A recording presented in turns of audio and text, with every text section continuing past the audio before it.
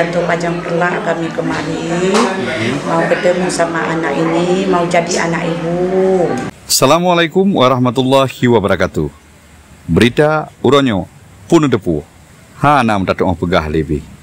Nyan ban menyadonya kaki. Cukup tega laju. Sidra urang cik jitim kebah anak jih yang mantang bayi di peduk bak pintu pagar rumah Sikula Mis di Kampung Tampak, Kecamatan Rantau Perlak, Kabupaten Aceh Timur. Anak bayi agamnya ditemung oleh warga ni bak Uro Rabu tanggal 16 bulan 2 tahun 2022 bengah. Olehnya anak bayi agam yang cukup lagaknya gejuk bak Muspika Rantau Perlak.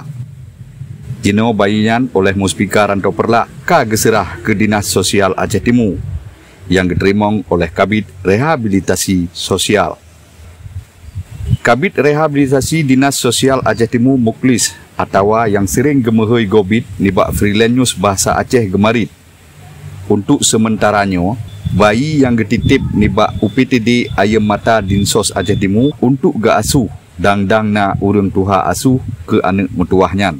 Hari ini menyangkut dengan teman bayi di Kecamatan Rantau Perlak. Bayi tersebut sudah diserahkan kepada pihak Dinsos oleh Muspika Kecamatan Rantau Perlak. Sekarang bayi tersebut berada di UPTD Ayam Mata Kabupaten Aceh Timur untuk ditindaklanjuti untuk memberi penanganan. Gobit gepegah lom anak bayinya kali diperiksa oleh awak medis di Puskesmas Rantau Perlak ngan panjang jih 50 cm, berat jih kira-kira 5 kilo.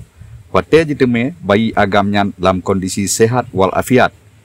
Cuma bak badan jih na bintik-bintik mirah bacut akibat jikap lesidom. Kepala UPTD Ayam Mata, Wadi Fatimah gepegah, hentu anak bayinya akan gejuk ke urang cik asuh so yang cocok lagi dalam aturan yang kana. Namanya dari pihak Puskesmas membuat berita acara serah terima yang langsung anak ini diserahkan ke pihak Dinas Sosial melalui Kabid Rehabilitasi Pak Gobit dan didampingi juga oleh pihak UPTD Ayam Mata. Nah, karena sesuai dengan prosedur yang ada, mekanisme yang ada, anak ini harus diamankan, ditempatkan di suatu tempat yang lebih terlindungi agar menjauhi daripada orang-orang sekitarnya. Karena di samping itu juga ada beberapa calon orang tua asuh yang ingin mengasuh anak tersebut. Jadi ada beberapa yang sudah menghubungi kami langsung untuk mengambil alih pengasuhan anak tersebut. Namun demikian, kita melakukan langkah-langkah sesuai dengan aturan dan prosedur yang ada. Salah siro calon urang ci asuh anaknya yang katruk gejak dari Rantau Perlak nan gopnyan Farida M. Nur gepegah.